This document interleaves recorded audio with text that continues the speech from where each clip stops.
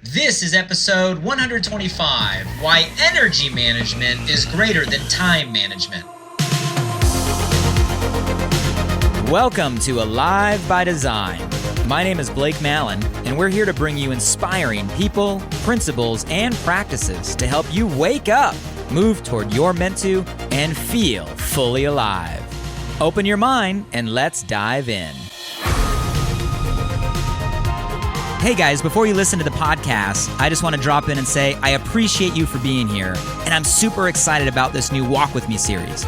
These are solo episodes where I take some time in the middle of my morning run through the Santa Monica Mountains to share some inspired ideas and thoughts on my mind and heart. If you want to join me for any of these conversations live, you can catch me many mornings on my Facebook page, facebook.com/BlakeMallon.page. Would love to see you there. Love you guys. Enjoy the episode. Walk with me. So I was coaching a small group of entrepreneurs the other day. And after the main lesson, I opened it up for a little Q&A. I always find that's a great way to add value, get people to ask questions that best serve them on what they're really going through at that present moment. And one of the girls asked a question. It's the same question I get asked over and over and over again. And that's been true for the last, over 20 years. I've been working and coaching entrepreneurs in the space. And the question is, Blake, I just need help with my time management. I just can't find the time with everything on my plate right now. Work, kids, family. And I know that's something that a lot of people struggle, especially a lot of aspiring entrepreneurs. And how many of you out there right now have something in addition to maybe your main work? You got a little side hustle going. I know right now is such a great time of the gig economy, entrepreneurship on the rise. And you should. And this group of individuals I know pretty well, and I know that their desire is for their quote unquote side hustle. Morning. To eventually become their main thing. How many of you have a side thing that you would just love one day to be your main thing? And I know as entrepreneurs, we fight with that time question. And I used to take that question at face value and dive right into time management tools and tips. You got to have a calendar, live by your calendar. You got to make sure you prioritize, do first things first. You got to make sure everything's in your calendar, not just your work stuff or your business stuff, but your family stuff and your personal stuff and your hobby stuff. If it doesn't get scheduled, it doesn't get done. Here's how you chunk time, right? Block some other things. Make sure you put things that are more creative together, things that are more logical together. All the things. And don't get me wrong, I've learned a lot of time management over the years, and I'd say I'm probably pretty good at it. And I used to dive into all the tools, and over the time, I've realized that all of that stuff made very little impact on very few people. And it might be funny for me to say, and it's not because the advice was bad. The advice is right on, it's spot on. It would make a dramatic impact on time. But that's not the reason. The reason, and I've learned this asking more questions and really digging deeper, is when I started to teach these tools, people sure could block the calendar. People sure could prioritize. People sure could lay in what their intention is, what they want to do. But then when you have conversations of why it still wasn't happening, it's like, Blake, by the time I'm done with this and I want to get to that, I'm just so tired. Or, I'm just exhausted. Or, I want to, I know it's good for me, deep down, I have the desire, but I just don't feel like it. How do I motivate myself? Sound familiar? Let me know if you've ever been in a place where there's something very clear that you know you want to do, it's good for you, like there's an actual intention or desire. And when you get to the nooks and crannies in your calendar to put in that direction, you just don't have it in you to do what it is you know you want to do. Don't lie. Who's been there? Recently. And here's the big shift. It's because the issue is not one of time management. The issue is one of energy management. Now, stay with me here, because I believe that now more than ever, energy management is even more important than time management. And if we're looking to manage our time, but we're not putting the same intention into managing our energy, you're gonna end up in the same place like the examples I'm giving, looking for the wrong answers. When the questions you really should be asking yourself is, how do I manage my energy so that when I have the time and I make the time, I have the energy in that time to do the things I know I want to do. And that's the conversation I want to have with you all today, is how do we make that shift into energy management? I'm going to give you some really simple tools, a framework, 5 steps, and a challenge, if you're all with me. They can make a dramatic impact on your energy immediately. Now, let's talk energy first before I give you the framework. So when I say energy, I mean both like figuratively speaking and like literally speaking, right? We all use that word energy a lot. After this conversation, it's gonna go into your RAS, your filter, and you're gonna start noticing how much you use the word energy or phrases to describe it or lack thereof. Part of the value of these conversations, awareness.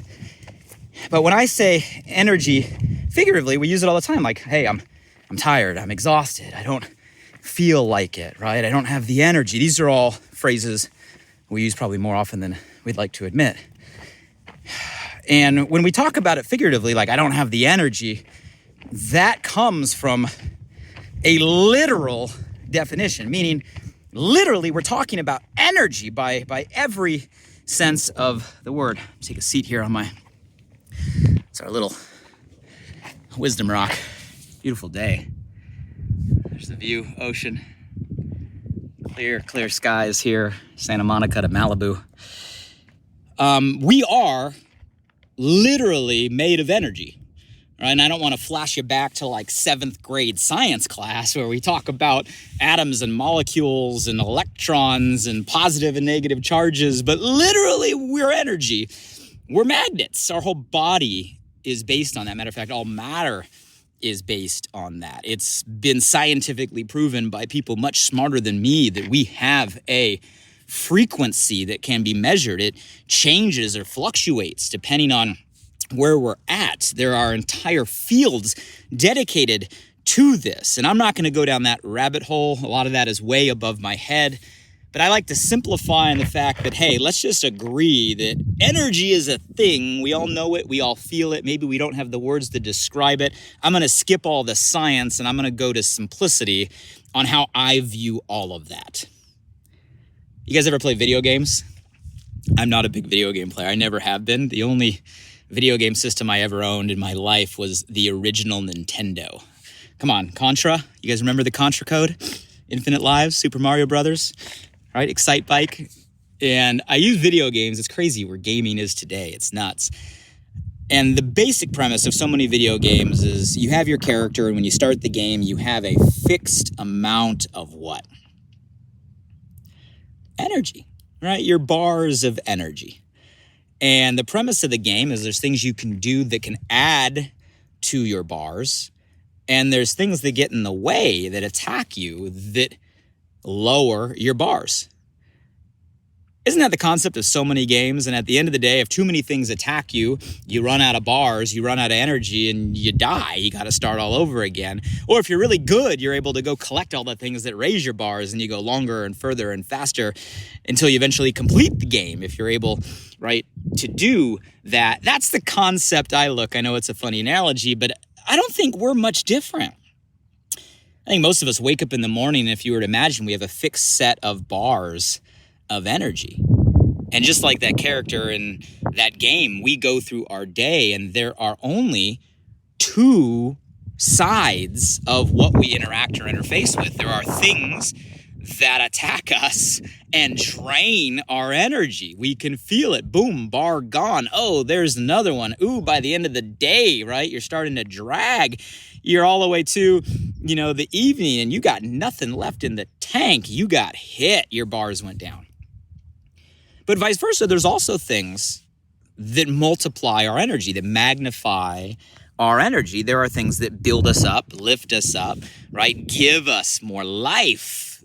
Listen to the language, right? Things that we can feel. So if we were to imagine that all of us have this energy source, and that energy source fluctuates, it either goes down or goes up based on what we interact with in a day, that is the simple way that I can define so much more sophisticated fields and conversations out there. So let's run with this philosophy or analogy, if you guys will indulge me here. Okay, so energy is a thing, figuratively speaking, but also literally. It can go up or it can go down. I want you to imagine that in every scenario, there's two polar sides, one on the left, one on the right. One is things that are negative. Negative means it takes energy away from you personally.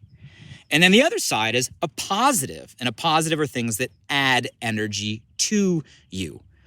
And if you guys can just imagine a little T-chart on your mental paper right now, and maybe even you do this as a task, you have negative on one side, positive on the other. And now we can start creating a framework for our own energy management strategy.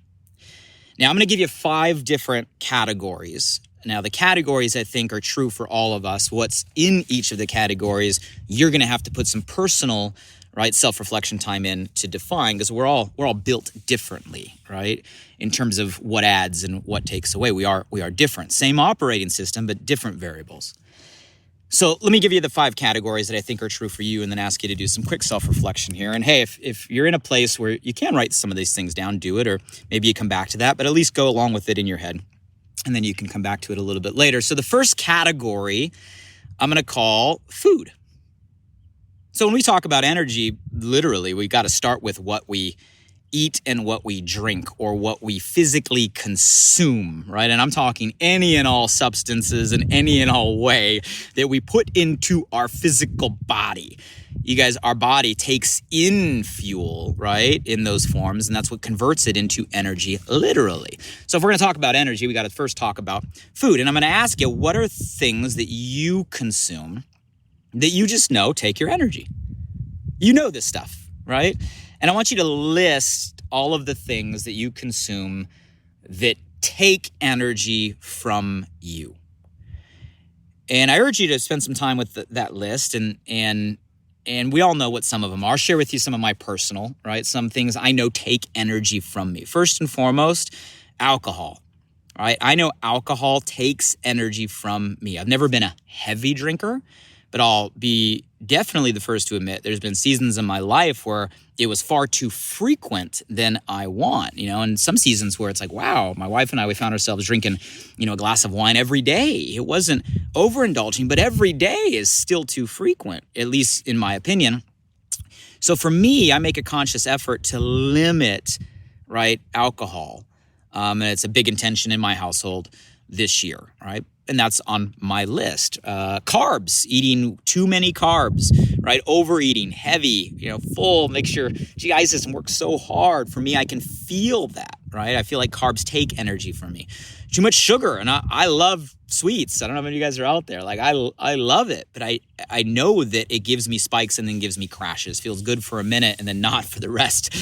And I know that stuff is negative energy, right, for me. What's on your list of negative substances, negative food, negative drink? And I want you to put that all on one side, right? And then the other side would be the opposite of the question. So what are things that add energy? And you guys know what this is, right? Things that you can eat, you can drink, you can consume that add energy to you. I can tell you, for me, starting with just the most basic, water, right? When I drink enough water, intentionally hydrate, I can feel an energetic difference. On drinks, right? Those of you guys that follow me, you know, like I found exogenous ketones a little over 2 years ago. And for me, it's like the single greatest, simplest energy source. And it is literally an energy source. It is fuel that you drink. And I feel that straight to my brain, straight to my mind. And ever since I found them, I drink them consistently every single day, right? Because I enjoy it and I believe the impact it can make on me. Obviously, why I'm aligned with the community, I'm aligned, call me biased on that, right? But for me, that's a big one. Supplements. Right? When I'm focused on building my energy, there's supplements that I'm taking. I'm making sure I'm getting all of my nutrition, my vitamins, my minerals, right? The supplements I want into my body. And obviously doing my best to eat, right? Clean, raw, right? Fruits, vegetables, and the list goes on. So it starts with that first category of just food. What are the things that you know take energy, negative? What are the things that you know add energy, positive? And I want you to list them and then just distill it down to like, what are the top three? What are the top three things you know right now that you are consuming that are negative? And what are three things that you know for you are positive in a food category? Second category, I think applies to everybody when we're talking energy, and there's a lot of conversation about this lately, has to do with people. Can people add or take away energy? Abso-freaking-lutely, and we all know this to be truth. All right, there are people in our lives that drain us. And that can be a full spectrum, right? There's so much talk these days about like toxic relationships and toxic environment and toxic people around you. And we've all had people in our life that would fall into that definition of toxic. They would be at the top of your negative list, but I wouldn't go so far to say it's only toxic. There are also people in our life, maybe people that we know and that we love and that we're close to, that are just stuck in a negative frame. And because they're stuck in a negative frame, it just drains us. It takes away from us. Just negative energy breeds negative energy. Misery loves what? Right? You get the gist, right? So there's people there that drain us. There's also people maybe that we care so much about. We give, we want to do, right? We find ourselves giving so much for those people and it's not moving the needle or making a difference. But in our giving, we are draining. You can see all this would fall under a category of they are taking bars away from you. What would that list be? Right, I won't share with you my top names on this conversation. They wouldn't be watching this conversation anyway, but you guys get the gist. What are the names that literally, write them down, that drain you? And then on the flip side, who are the opposite? Who are the lighthouses in your life? Who are the North Stars in your life? Who are the electricity, the people you plug into and you just leave with your bars full? People that feed you, fuel you, grow you. You guys all have these people in your life. Being around them charges you up. We got to be intentional about those people. And, you know, if you are blessed enough to have those people in and around you on a daily basis, hallelujah, amen, right? But it doesn't have to be that. Maybe these are people that you intentionally set time around on a weekly basis or monthly basis or quarterly basis. And man, in a digital world we are here today, you can be connected and plugged in to anybody you want, anytime you want, right? Through all of our content channels. So I want you to figure out who are those people. And I want you literally to list those people, or who are the people that add to your life. And then same question on the first category. I want you to narrow them down to the top three on both sides. What are the three right now that are draining you the most? Name them. I know it's painful. Name them. You know who they are. Name them. And who are the three that lift you up, that charge you up the most when it comes to people today? So we covered food. We covered people. Let's go to the third category. Third category, tasks. Tasks. Yeah, what we do. right? I'm not just going to call it work, because we have tasks, yes, with our work or our career, but we have tasks that we do for the house, tasks that we do for life, tasks that we do for friends, right? We all have a to-do list or a task list or things that we do. Or are there tasks that add and tasks that take away? Absolutely. You guys know this. And if you haven't, this is going to be a huge realization for you. There are certain tasks that you do that drain you. What are the tasks that you know you put time into that at the end you feel physically drained? And yes, there are tasks, work, doing that actually energizes you. Do you know we're built this way? Matter of fact, I can prove it to you. You could name right now the things that you do that you get into a state of what we call flow, a state where you just go and go and go, and like time almost goes away. You can all of a sudden be focused on something, and hours later, right, you're still in the zone, they say, in the flow, you say. And you guys, those tasks feel that way because they're tapping into kind of a natural gift zone, a natural talent zone, a natural strength zone. Call it what you were designed to do. When you're doing work or tasks in your natural gift or talent zone, you are actually going to get recharged while you're doing the work. How cool is that? It's like a generator. It's like life's generator, right? A generator is on, it's taking electricity and generating electricity at the exact same time. When you're working in that state, you are literally doing work, which takes energy, but that give actually amplifies, multiplies, magnifies like a generator, builds your energy. Side note, one of the worst things, pains me to see is people that get stuck in a work lane or a job lane where they spend their life doing things they're not meant to do and never starting to understand, man, no matter how hard I try, no matter what I do, I just feel drained because it's not about the effort. It's not about the commitment. It's not about the time. It's not about the discipline. It's not about the hustle, all the stuff we've been lied to about. It's not about doing more. Because no matter what or how much, if you're in the wrong lane, you're just going to further drain.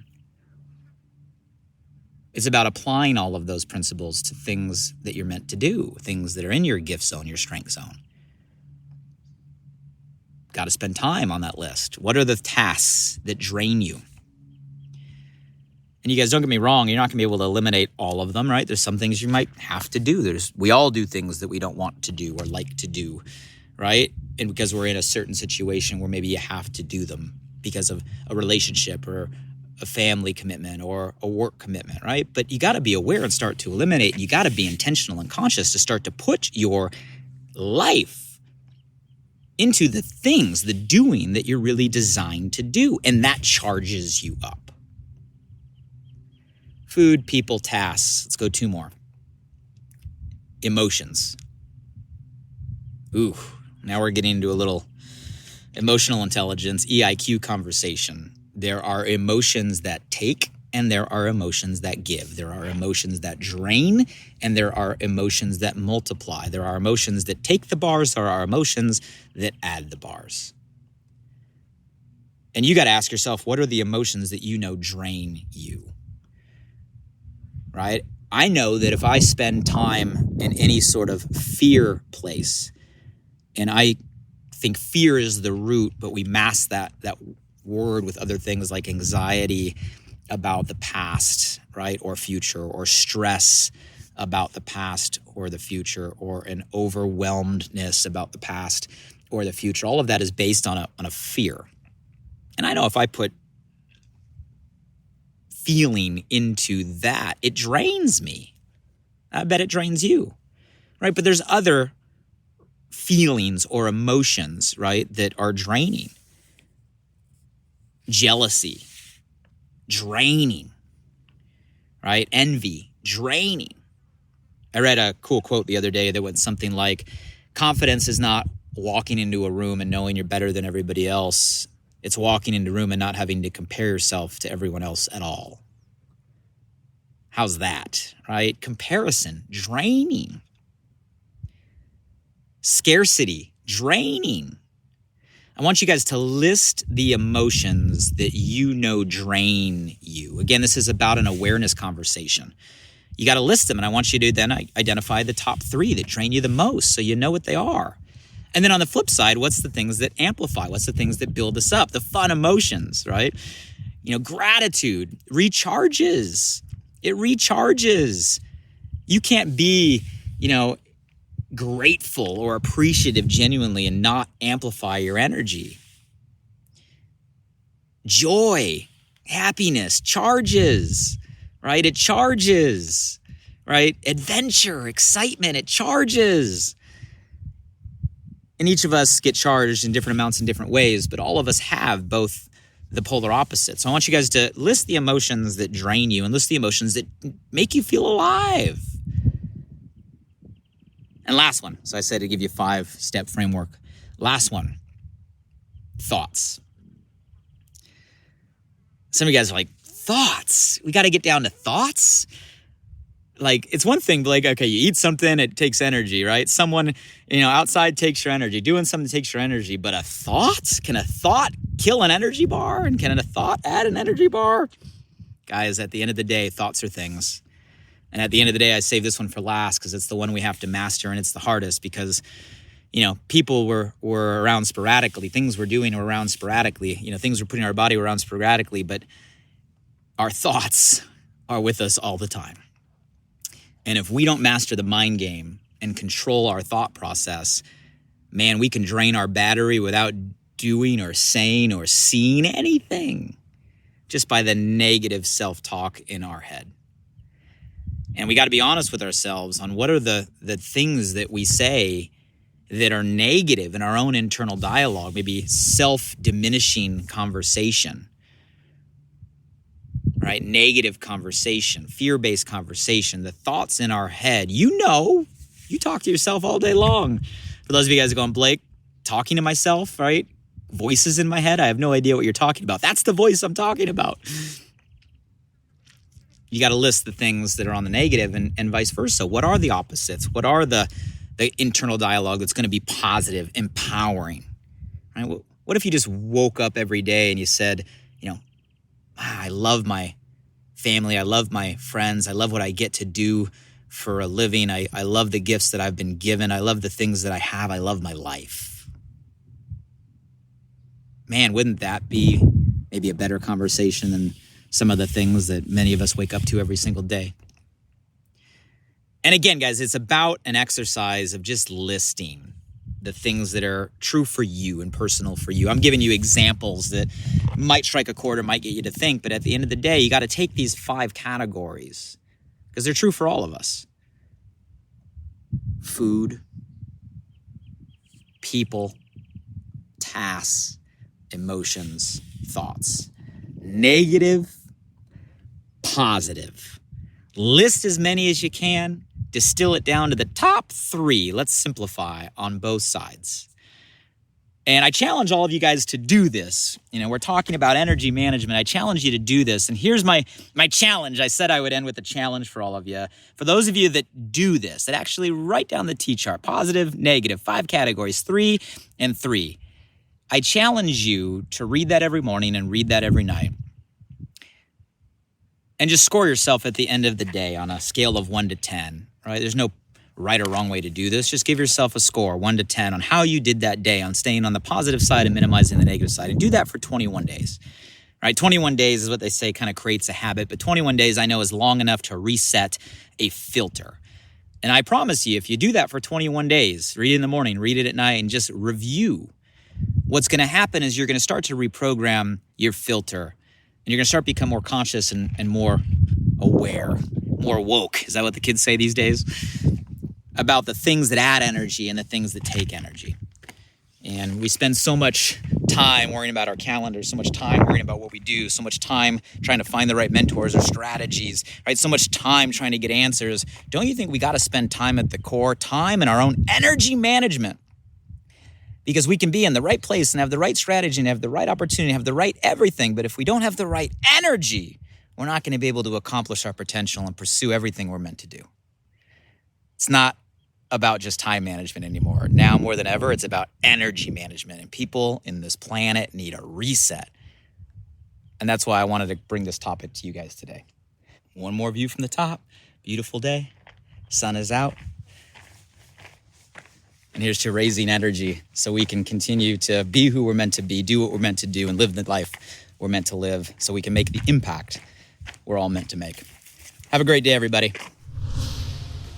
Hey guys, one last thing. I'm super excited that this new podcast, Alive by Design, just went live.